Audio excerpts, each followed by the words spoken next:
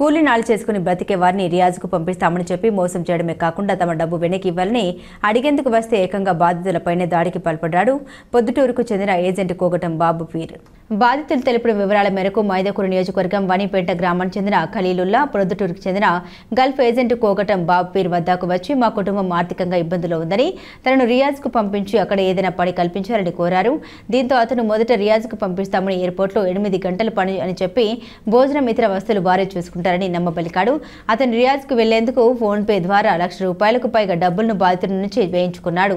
అయితే బాంబేకి మెడికల్ కని పిలిపించి అక్కడ మరో దేశానికి పంపించేందుకు పత్రాలు ఇచ్చాడని దీంతో బాధితుడు ఖలీలుల్లా ప్రశ్నించడంతో మరల మాట మార్చారు. మరల ₹60,000 డబ్బులు తీసుకుని రియాజ్కు కాకుండా మరో దేశానికి పంపించే ప్రయత్నం చేయడంతో బాధితుడు ఖలీలుల్లా వారి నుంచి పాస్పోర్ట్ను ఎలాగోలా తీసుకుని బాంబేలో హైదరాబాద్కు ఫ్లైట్ ఎక్కి వచ్చేశారు. వనిపెంటకు వచ్చిన ఖలీలుల్లా ప్రొద్దుటూరుకు మంగళవారం వచ్చి ఏజెంట్ శ్రీరాములుపేట వీధిలోని దుకాణంలో ఉండగా వారి కుటుంబ సభ్యులతో వచ్చి ప్రశ్నించారు.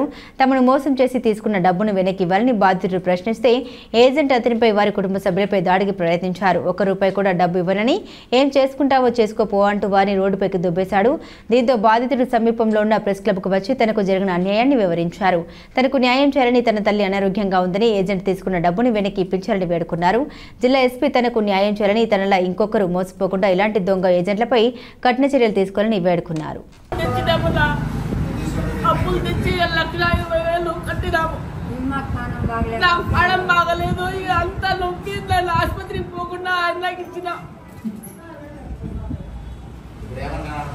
లెక్క అయ్యాను నేను ఏం చేసుకుంటానో చేసుకుపోయి అంటాడు. అంతా లెక్క తీసుకుపోయి మా పిల్లాడు చచ్చిపోతాడే మాకు లేకుండా అని మేము పిలిపించుకున్నాం. రారా ఇంటికి అంటే వచ్చినాడు ఆ పిల్లడు. మొగడైతే అక్కడే ఉండాలి రాను దొంగతనంగా పోయినావు అంటా ఉన్నాడు. మళ్ళా మాకే పిల్లోడికి ఏం తెలియదులే అని మళ్ళా మాకే చెప్తున్నాడు. మా ఊరు వనిపేట, మైదుకూరు మండలం, కడప జిల్లా. అంతే. నాకు కోగటం బాప్పీర్ అనేవాడు ఏజెంట్. నాకు ఫోన్ నెంబర్ ద్వారా తెలిసింది. ఫోన్ నెంబర్ ద్వారా తెలిసినాక మరుసటి రోజు ఆయన దగ్గరికి కలవడానికి నేను మా దాయిది ఒకడు పోయినాక అక్కడ ఒక మాట చెప్పినాడు. ముందు ఇస్తారా మే హై అని చెప్పినాడు. ఇస్తారా అంటే ఒక చాయ్ గవా అని రియాజ్ అని చెప్పినాడు. ఆడికి పోగానే మళ్ళీ మరుసటి రోజు ఒక మాట మార్చినాడు. మళ్ళీ మరుసటి రోజు ఒక మాట మార్చినాడు. అది లేదు ఇది లేదు అని మళ్ళీ అల్రాజీ బ్యాంక్ అని అన్నాడు. అల్రాజీ బ్యాంకులో లేతేని హేరే నీకు మీసాలు లేవంట అనేసి చెప్పినాడు. నేను సాధారణంగా ఎప్పుడూ మీసాలు పెట్టుకోను. మళ్ళీ వచ్చేసి ఇంకో రోజు ఫోన్ చేసినాడు. ఫోన్ చేసి రేతి వీజా హై రే లాంట్రీ మే అన్నాడు. లాంట్రీగా వీజా హై 1200 రియాల్ అని చెప్పినాడు. అయినా కూడా అది 1200 రియాలే నాకు వద్దు అని చెప్పినాడు. మళ్ళీ ఒకటి చెప్పినాడు. హోటల్ మే హరే అన్నాడు. అది కూడా 1200 రియాలేరా 80,000 హోతి అన్నాడు. 85,000 అని చెప్పినాడు. 8 అవర్స్ డ్యూటీ అని చెప్పినాడు. అయినా కూడా అది కూడా నేను వినపడలేదు. లాంట్రీ చెప్పినాడు. లాంట్రీలో 12 గంటలు డ్యూటీ అని చెప్పినాడు. అది కూడా నేను వినలేదు. మళ్ళీ రియాద్ సిటీ ఎయిర్పోర్ట్లో టాలీలు తొక్కేది నీకు వీజా ఉందిరా 8 గంటల డ్యూటీ 1500 రియాళ్ళు లెక్క 8 hours plus 2 hours OT room food వాళ్ళే ఫ్రీ అని చెప్పినాడు. ఓకే అని మెడికల్ పేపర్ వేసినాడు. మెడికల్ కోసము బెంగళూరు షిఫా మెడికల్ సెంటర్కి నేను బెంగళూరు పోయినాను. బెంగళూరు పోయినాక 2వ తేదీ నాకు బెంగళూరులో మెడికల్ అపాయింట్మెంట్ దొరికింది. అప్పుడు 2వ తేదీ పాస్ అయిపోయినాను. మళ్ళీ 3వ తేదీ వాళ్ళకి చెప్పినాను పాస్ అయినానని. నాకు తెలుదురా అన్నాడు. అప్పటికి కూడా నాకు డౌట్ వచ్చింది. అయినా కూడా ఏమోలే బై మిస్టేక్లో వడిచిపెట్టినా. 2వ తేదీ 4వ తేదీ మళ్ళీ ఫోన్ చేసి రే తెర ముఫా నెంబర్ మా అన్న అనేసి నాకు ఫోన్ చేసినాడు. ఓకేలే అనేసి నేను ఒక ఫోటో ఒకటి పంపించినాను. మళ్ళీ మరుసటి రోజే ఆ రోజే నాకు ముఫా నెంబర్ అని పంపినాడు. మళ్ళీ మరుసటి రోజు మా బ్రదర్ మళ్ళీ పెళ్ళి ఉంది.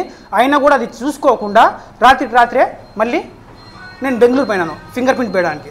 అప్పుడు ఫింగర్ ప్రింట్ వేసి వచ్చినాక 4 రోజుల తర్వాత తెర వీజా ఆయారే అని ఒక పేపర్ పంపినాడు. ఆ పేపర్ చూసినాక నేను మా అన్నకు చూపించినాడట. అచ్చాలేరే అన్నాడు. ఏమో టెన్షన్ ఉంది అచ్చాలేరే అన్నాడు. ఓకే. మళ్ళీ ఒకసారి ఫ్లైట్ టికెట్ పంపించినాడు. ఫ్లైట్ టికెట్ పంపించినాక ఫ్లైట్ టికెట్లో 10 మంది ఉన్నాడు అన్నాడు. మళ్ళీ ఆడ లెక్క కట్టడానికి పోయినాక తెరసా చాపడాల అవి దజ్జనే హరే అన్నాడు. ఆడ నాతో పాటు చాపడాడు కూడా రాలేదు. ఆడికి పోతే నేను ఒంటరి వాడిని. ట్రైన్లో కూర్చోబెట్టినాక ట్రైన్లో ఆయన పైన పనుకున్నాడు, నాకు కింద జిద్దా అని వేసినాడు. ముందు నాకేం చెప్పినాడు, రియాద్ ఎయిర్పోర్ట్ అని చెప్పినాడు. నాకు జిద్దా ఎయిర్పోర్ట్ వేసినాడు. ఏంద్ర స్వామి నువ్వు అంటే నైలే క్యా హోతాని మామూలు సి మక్కా హే క్యా హోతాని అని చెప్పినాడు. నేను అది కూడా మక్కా మా ప్రవక్త నడిచిన చోటలే అని నేను హ్యాపీగా ఒప్పుకున్నాను. మళ్ళీ ఆడికి పోయినాక వేసిన టికెట్ ఒకటి, ఆడికి పోయినాక ఒక టికెట్. అయినా కూడా ఈయన ఏం చెప్పినాడు, హెల్త్ ఇన్సూరెన్స్ ఉంది, 8 hours డ్యూటీ, 1,60,000 లెక్క తీసుకున్నాడు. ఆడికి ఆఫీస్కి పోతే ఆ ఆఫీస్లో నాది ఏమి లేదు. మళ్ళీ అక్కడ నుంచి వేరే వాడు వచ్చి బండ్లో పిలుచుకొని పోయినాడు. ఒక అగ్రిమెంట్ ఇచ్చినాడు. అగ్రిమెంటో ఈ విధంగా ఉంది. నాకు చెప్పింది ఒకటి, ఆయన ఇచ్చింది ఒకటి. అది అరబీలో లేదు. ఆ అగ్రిమెంట్లో ఆ కఫిల్ సిగ్నేచర్ కూడా లేదు. నా సిగ్నేచర్ తీసుకొని నేను ఎట్లా చెప్తామో అదే చెప్పాలా మీరు అనేసి చెప్పినాడు. నాకు మా ఆంధ్రప్రదేశ్కి రావాలని నాకు మైండ్ తిరుగుతుంది. మా అన్న కాల్ చేసిన ఇట్లాంటి పరిస్థితి రాని. అయినా కూడా మా అన్న వచ్చేరన్ను అన్నాడు. అయినా కూడా నేను 1,60,000 బాకీ చేసుకున్నాను కాబట్టి అట్టి వెళ్ళిపోదాంలే అనుకున్నాను. మళ్ళీ మా అమ్మ ఫోన్ చేసింది. అప్పుడు ఫోన్ చేసినాక నేను తిరిగి మళ్ళీ అక్కడి నుంచి మా ఫ్రెండ్స్ ఎవరో ఒకరు ఫ్లైట్ టికెట్ బుక్ చేస్తే అక్కడ నుంచి ఎయిర్పోర్ట్కి వచ్చి రాత్రి 9:30 ఎయిర్పోర్ట్కి వచ్చి అక్కడ నుంచి ఫ్లైట్ ఎక్కి హైదరాబాద్ వచ్చినాక ఉదయం తెల్లారుజామున ఆదివారం 7 గంటలకు నేను గమ్యం చేరాను. అడిగితే నాకేం చేసుకుంటారు చేసుకోండి, నేను ₹1 లెక్క అయ్యాను, నాకేం సంబంధం లేదు, నేను ఆఫీస్ వాళ్ళకి కట్టేసిన అన్నాడు. నేను తీర్పు ఆఫీస్కి పోయినాక ఈ విషయం తెలిసింది. న్యాయం కావాలా, నా 1,60,000 నాకు కావాలా, లేకపోతే ఈరోజు లేకపోతే రేపు సాయంత్రం కల్లా నేను పెట్రోల్ వేసుకొని చచ్చిపోతాను.